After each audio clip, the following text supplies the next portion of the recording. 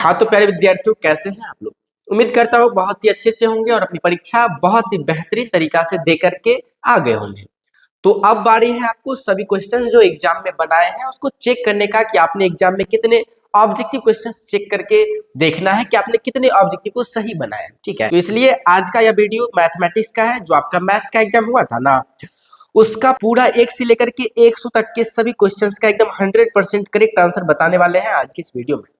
और बात करें मैथ का, तो बहुत ही आसान आसान क्वेश्चंस एग्जाम में पूछे गए थे। अगर आप सही से बनाए होंगे तो उम्मीद करता हूं कि 100 में 50 ऑब्जेक्टिव आप बनाए होंगे और 50 में से लगभग 45 प्लस तो आम विद्यार्थी भी सही कर सकते थे। इतना आसान आसान क्वेश्चन था। तो आइए प्यारे विद्यार्थियों, आज के इस वीडियो से सभी क्वेश्चंस का आंसर एकदम बेहतरीन तरीका से मिलाइए। ध्यान दीजिएगा, पहला क्वेश्चन आपके सामने, दो बिंदुएं दिए गए हैं और इसके बीच की दूरी, तो इसकी बीच की दूरी निकालेंगे तो 8 हो जाएगा। तो इसको मिलाते जाइए बाबू। देखिए इसका हम डायरेक्ट आंसर बता दे रहे हैं क्योंकि अब तो आप लोगों को सॉल्व करके बताने से कोई फायदा नहीं, इसलिए आप लोग डायरेक्ट आंसर चेक कीजिए और आंसर मिलाइए। ठीक है ना, यही आपके लिए भी जरूरी है। ठीक है, नेक्स्ट क्वेश्चन 2 में, यदि O 0,0 मूल बिंदु हो तो बिंदु P के निर्देशांक XY की दूरी, मतलब XY बिंदु दिया गया है, इसका दूरी मूल बिंदु से तो √x² + y²। सिंपल सा। नेक्स्ट क्वेश्चन, क्वेश्चन 3 पर ध्यान दीजिएगा। y अक्ष से बिंदु 12,14 की दूरी, तो y अक्ष से 12,14 की दूरी, तो x अक्ष को छोड़ के y अक्ष से पूछा जा रहा है तो y वाला बिंदु छोड़ के x अक्ष वाला मतलब 12 हो जाएगा। सिंपल। बिंदु -6, -8 की कोटि है, कोटि तो भुज हो जाएगा -6 और कोटि की बात करें तो कोटि -8, ऑप्शन बी करेक्ट। नेक्स्ट, बिंदु 3, -4 किस पाद में स्थित है, इसकी बात करें तो यह चतुर्थ पाद में स्थित है, option number D correct. 6 number question, कि निम्न में से कौन सा बिंदु द्वितीय चतुर्थांश में स्थित है। द्वितीय चतुर्थांश का चिन्ह क्या होता है, माइनस प्लस, तो ऑप्शन बी हो जाएगा इसका करेक्ट। नेक्स्ट, बिंदु 4, -4 और -4, को मिलाने वाले रेखाखंड के मध्य बिंदु का निर्देशांक, तो इसका मध्य बिंदु का निर्देशांक निकालेंगे ना तो 0,0 आएगा। नेक्स्ट, अगला क्वेश्चन है, रेखाखंड AB के मध्य बिंदु 2,4 है तथा बिंदु A के नियामक 5,7 है, तो बिंदु B के नियामक, तो B का नियामक निकालेंगे ना। B के नियामक का मतलब क्या, B का निर्देशांक, तो इसका निकालेंगे तो -1,1 आएगा। ठीक है ना। अगला क्वेश्चन, किसी वृत्त के व्यास के सिरों का निर्देशांक 10, -6 तथा -6,10 है, तो वृत्त के केंद्र का निर्देशांक, तो केंद्र का निर्देशांक निकालने पर 2,2 आएगा। ठीक है। अगला क्वेश्चन, यदि किसी त्रिभुज के शीर्षों का निर्देशांक कितना है, तो त्रिभुज केंद्रक का निर्देशांक, तो केंद्रक का निर्देशांक निकालेंगे तो 3,5 निकल के आएगा। अगला क्वेश्चन, यदि ए बी एवं सी किसी त्रिभुज एबीसी के शीर्ष है, तो त्रिभुज एबीसी का क्षेत्रफल, तो क्षेत्रफल जब निकालिएगा तो 6 निकल के आएगा, ऑप्शन सी करेक्ट। नेक्स्ट ध्यान दीजिए, देखिए इसको जब सॉल्व करिएगा ना तो इसका आंसर 1 निकल के आएगा। नेक्स्ट, यदि दो समरूप त्रिभुज के क्षेत्रफल का अनुपात 100:144 है और उनकी संगत भुजाओं का अनुपात 10:12 हो जाएगा, और आप अगर फर्स्ट सिटिंग में आप एग्जाम दिए हैं और आपका सेट कोई भी है तो आप इससे मैच कर सकते हैं सभी क्वेश्चंस को, क्योंकि क्वेश्चन सेम ही रहते हैं, सेट अलग रहते हैं। और क्वेश्चन अगर सेट अलग रहता है तो क्वेश्चन नंबर इधर उधर हो जाता है, तो उसको आप लोग पढ़े होंगे तो तुरंत मिला लेंगे। तो इसलिए आप लोग जो है ना क्वेश्चन को पूरा चेक कर लीजिए, कोई भी सेट हो तो आप लोग आसानी से इसे मिला सकते हैं। नेक्स्ट, किसी वृत्त को दो अलग अलग बिंदुओं पर प्रतिच्छेद करने वाली रेखा को छेदक रेखा कहते हैं। क्या कहते हैं, छेदक रेखा। नेक्स्ट क्वेश्चन, कि दो समरूप त्रिभुज की संगत भुजाएं 4:9 के अनुपात में है, तो त्रिभुज के क्षेत्रफल का अनुपात इसका वर्ग कर देंगे तो 16:81 इसका करेक्ट आंसर। नेक्स्ट, त्रिभुज एबीसी समरूप त्रिभुज डीईएफ तथा बीसी का मान 3 सेंटीमीटर और ईएफ का मान 4 है, तो त्रिभुज एबीसी का क्षेत्रफल भी दिया गया है, त्रिभुज डीईएफ का क्षेत्रफल निकालना है, तो इसको जब निकालेंगे तो 96 सेंटीमीटर स्क्वायर आएगा। नेक्स्ट, किसी त्रिभुज एबीसी में कोण ए 90 डिग्री, बीसी 13 है और एबी 12 सेंटीमीटर, तो एसी का मान इसके स्क्वायर में से इसका स्क्वायर घटा देंगे तो 5 सेंटीमीटर आ जाएगा। 17 हो गया। 18 नंबर, कि त्रिभुज डीईएफ तथा त्रिभुज पीक्यूआर में दिया है कि डी बराबर क्यू तथा आर बराबर ई, तो निम्नलिखित में से कौन सही है, तो एफ बराबर पी हो जाएगा, कोण एफ बराबर कोण पी। नेक्स्ट, त्रिभुज एबीसी एवं डीएफ इस प्रकार है कि AB बट्टा डी, BC बट्टा EF और CA बट्टा DF एवं A का मान 40, B का मान 80 और F का मान बताना है, कोण F निकल के आएगा 60 डिग्री। ठीक है। नेक्स्ट, कि दो प्रतिच्छेदी वृत्तों की उभयनिष्ठ स्पर्श रेखाओं की संख्या, अगर दो वृत्त आपस में प्रतिच्छेद करेगा तो उभयनिष्ठ स्पर्श रेखा की संख्या 2 हो जाएगा। नेक्स्ट, किसी बाह्य बिंदु P से वृत्त पर PA एवं PB दो स्पर्श रेखाएं खींची गई है। यदि PA 8 तो PB भी 8 हो जाएगा।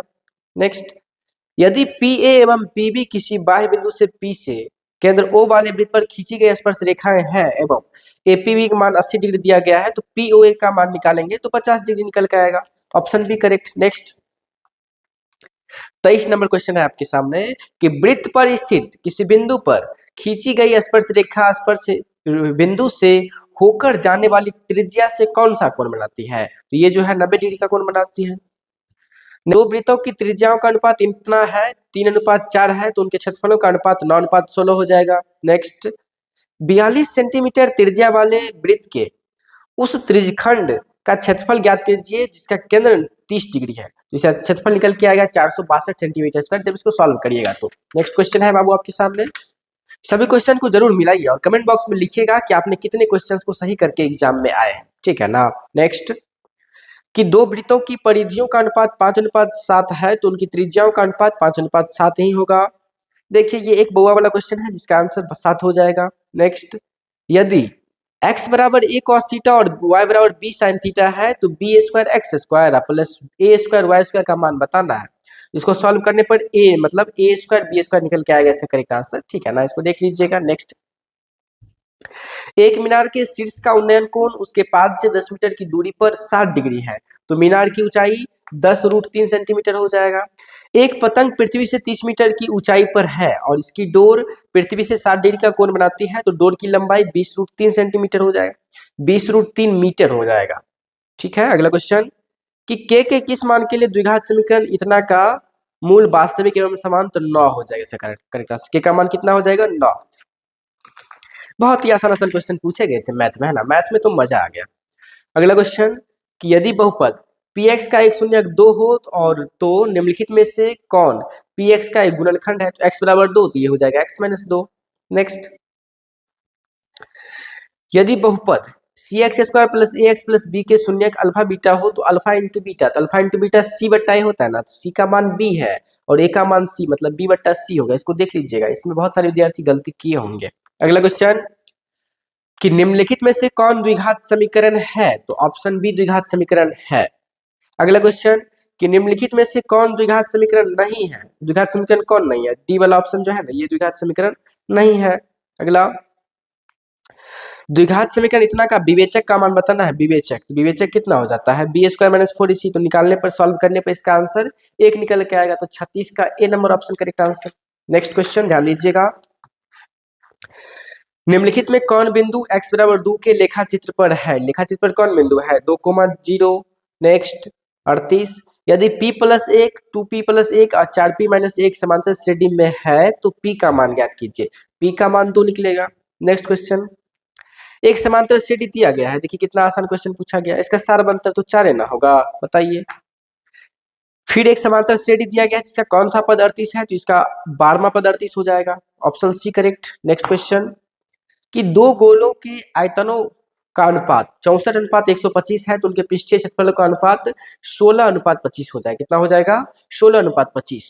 नेक्स्ट क्वेश्चन आपके सामने कि दो बेलनों की त्रिज्याओं का अनुपात 4:5 एवं उनकी ऊंचाइयों का अनुपात 6:7 हो तो उनके आयतनों का अनुपात ये हो जाएगा 96:175।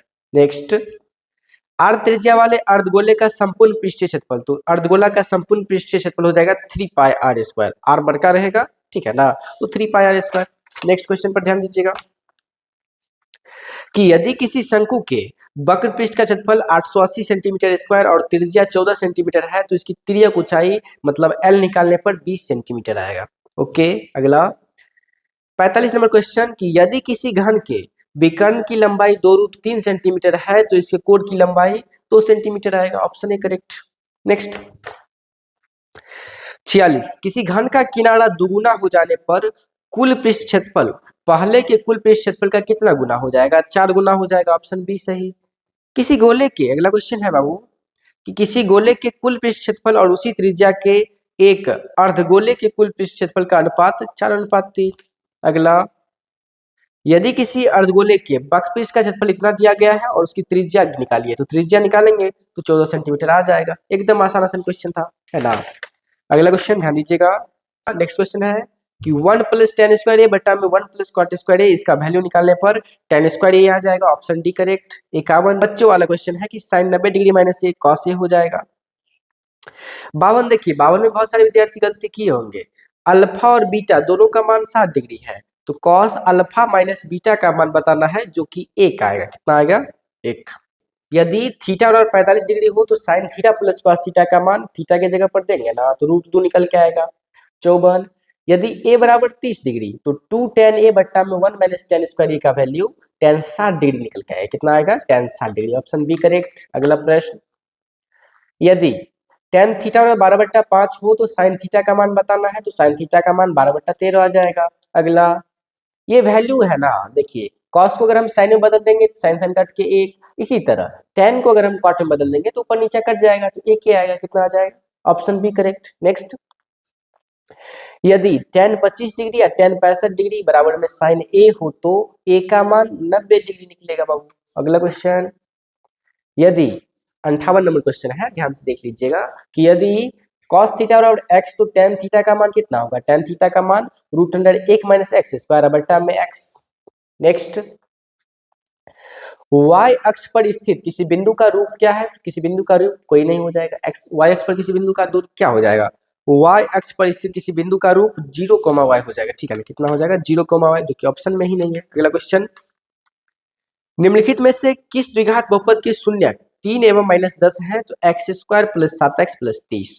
अगला क्वेश्चन, कि यदि किसी द्विघात बहुपद के शून्यकों का योगफल 3 और गुणनफल -2 हो तो द्विघात बहुपद है, तो x square minus 3x minus 2 हो जाएगा। अगला, देखिए ये बहुत ही आसान क्वेश्चन पूछे गए थे कि मतलब इससे इसमें भाग दिया जाए तो भागफल का घात पूछा जा रहा है, इस तरह से भाग नहीं करना है, ये तो बच्चों का कंफ्यूज हो चुका था। ठीक है ना? जो विद्यार्थी ऐसे किए वो तो कंफ्यूज हो चुके थे, इतना इसको सॉल्व करना है। बताइए जी, सीधा एक्स से इसमें कितना में लगाएंगे? एक्स का पावर 3 से तो घात 3 ना होगा। बताइए, 1 सेकंड में सॉल्व करना है। नेक्स्ट, इसका कैसा हाल होगा? तो देखिए, ये दो समीकरण दिया गया है, x प्लस 2y प्लस 3 बराबर 0 और 3x प्लस 6y प्लस 9 बराबर 0। इसके कितने हल होंगे? अनगिनत हल है ना। a1/a2 बराबर b1/b2 बराबर c1/c2 हो जाएगा। नेक्स्ट, 65 नंबर क्वेश्चन की दो रैखिक समीकरणों के लेखा चित्र यदि समांतर हो तो हलों की संख्या इनमें से कोई नहीं हो जाएगा, मतलब कोई हल नहीं होता है। ओके, जानते होंगे आप लोग। नेक्स्ट क्वेश्चन पर ध्यान दीजिएगा कि रैखिक समीकरण युग्म इतना है तो ये संगत है। अगला 67, यदि द्विघात समीकरण इतना के मूल अल्फा एवं बीटा हो तो alpha square plus beta square का मान 13/9 हो जाएगा। ठीक है। 68, यदि द्विघात समीकरण 2x square minus 7x minus p बराबर 0 और इसका एक मूल 2 है, इसका एक मूल 2 है तो p का मान -6 निकलेगा। सर x के जगह पर 2 दीजिएगा, p का मान तुरंत ही निकल जाएगा। नेक्स्ट क्वेश्चन, यदि द्विघात समीकरण इतना का एक मूल -3/2 हो तो इसका दूसरा मूल गुणनखंड निकाल के निकाल लेंगे, 2 आएगा। नेक्स्ट क्वेश्चन, कि यदि द्विघात समीकरण इतना के मूलों की प्रकृति क्या है? तो मूलों की प्रकृति क्या है? वास्तविक एवं असमान हो जाएगा। ठीक है। 71 नंबर क्वेश्चन को ध्यान दीजिए। देखिए बाबू, सभी क्वेश्चंस को आप लोग जरूर मिलाइए और चेक करके बताइएगा कमेंट बॉक्स में, इससे आपको संतुष्टि भी मिलेगा कि आपने एग्जाम में इतने क्वेश्चंस को सही बनाया। ये चेक करना जरूरी है कि वर्ग अंतरालों के वर्गों की लंबाई तो 2 3 5 5 3 8 8 3 11 3 हो जाएगा। नेक्स्ट, यदि 4 लगातार विषम संख्याओं का माध्य 6 है तो सबसे बड़ी संख्या 9 हो जाएगा। नेक्स्ट, प्रथम 6 सम प्राकृत संख्याओं का माध्य 7 हो जाएगा। प्रथम 6 प्राकृत संख्याओं का माध्य 7, option C correct. 1 plus cot square theta, formula याद होगा, सेकंड में बताएंगे इसका आंसर। बहुलक, बताइए कितना आसान क्वेश्चन पूछा गया था। बहुलक पूछा जा रहा है बाबू, तो सर जी 5 सबसे ज्यादा आया है तो यही ना बहुलक हो जाएगा। सिंपल। पी दिया गया है, पी डैश निकालना है, एक में से इसको घटा देंगे 0.98 निकल के आएगा। नेक्स्ट, दो पासों को एक साथ फेंका जाता है, ऊपर आने वाले अंकों का अंतर शून्य होने की प्रायिकता। दो पासा को फेंका जाता है ना, जो है ना 1/6 हो जाएगा। कितना हो जाएगा? 1/6। 78 को ध्यान दीजिएगा कि दो सिक्कों की उछाल में दोनों पर शीर्ष आने की प्रायिकता 1/2 हो जाएगा।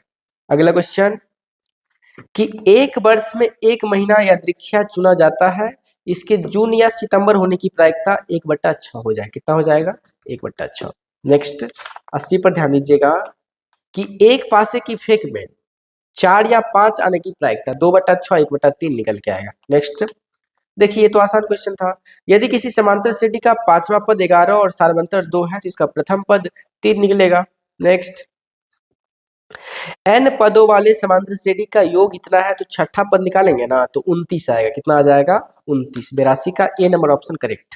83 पर ध्यान दीजिएगा, 83 नंबर। निम्नलिखित में से कौन समांतर श्रेणी में है? तो ऑप्शन सी को ध्यान से देखिएगा ना तो इसका देखिए सार्वंतर बराबर आएगा तो इसलिए ये समांतर श्रेणी में हो जाएगा। नेक्स्ट, कि निम्नलिखित में से कौन समांतर श्रेणी में नहीं है? समांतर श्रेणी में बात करें तो ये समांतर श्रेणी में नहीं है। काहे कि देखिए 2 दूना 4, 4 चौक 16, 6 सार्वंतर कहीं बराबर नहीं होगा इसमें। नेक्स्ट, समांतर श्रेणी के प्रथम 20 पदों का योगफल निकालना है तो 20 पदों का योगफल निकालिएगा ना तो 590 आएगा। कितना आएगा? 590। नेक्स्ट पर ध्यान दीजिएगा कि निम्नलिखित में किसका मान 1 के बराबर है? तो 1 के बराबर डी नंबर ऑप्शन का हो जाएगा 87। कॉस स्क्वायर इंटू में 1 + tan स्क्वायर ए बराबर क्या हो जाएगा? तो बाबू 1 हो जाएगा। कितना हो जाएगा? 1। tan 30 डिग्री का मान 1/3 √3 होता है सर। tan 30 डिग्री का मान 1/√3। cos 60 डिग्री का मान 1/2 होता है बाबू। 89 के बाद 90 पर ध्यान दीजिएगा कि साइन स्क्वायर 90 डिग्री या माइनस में tan स्क्वायर 45 डिग्री तो 0 है ना आएगा। बताइए 1 का स्क्वायर 1 का माइनस में 1 का स्क्वायर 1 तो 1 1 कितना हो जाएगा? 1 में से घटाएंगे 0 आ जाएगा। नेक्स्ट, निम्नलिखित में से कौन सा भिन्न का दशमलव प्रसार शांत है? तो डी नंबर ऑप्शन का शांत है। ठीक है।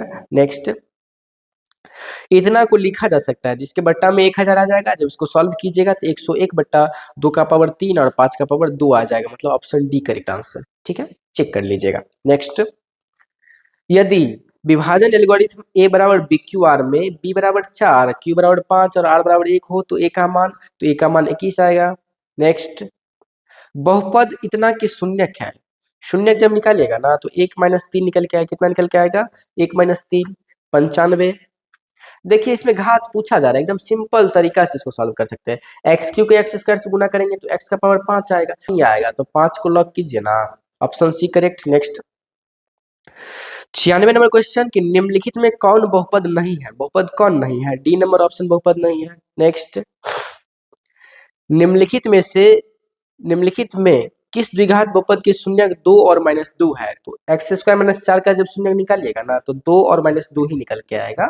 ठीक है। अगला, यदि t² + 7t + 10 के शून्यक अल्फा बीटा हो तो अल्फा + बीटा माइनस में b/a जो कि -7 निकल के आएगा। 99 इसका वैल्यू निकालिएगा ना तो 0 आ जाएगा। फिर 100 नंबर क्वेश्चन कि यदि द्विघात बहुपद इतना का एक शून्यक -4 है तो k का मान x की जगह पर -4 दीजिए, निकल के आएगा 5/4। ठीक है। तो आज की इस वीडियो में हमने आप लोगों को पूरे 100 ऑब्जेक्टिव क्वेश्चंस का एकदम करेक्ट आंसर बता दिए। अब आप लोगों को चेक करके बताना है प्लीज कि आपने 50 ऑब्जेक्टिव में से कितने मैथ के ऑब्जेक्टिव को सही किए हैं।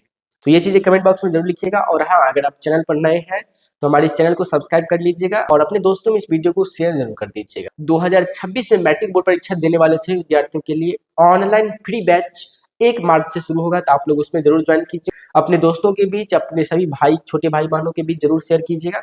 शाम 7 PM में लाइव क्लास जरूर ज्वाइन करें। Thank you so much all of you.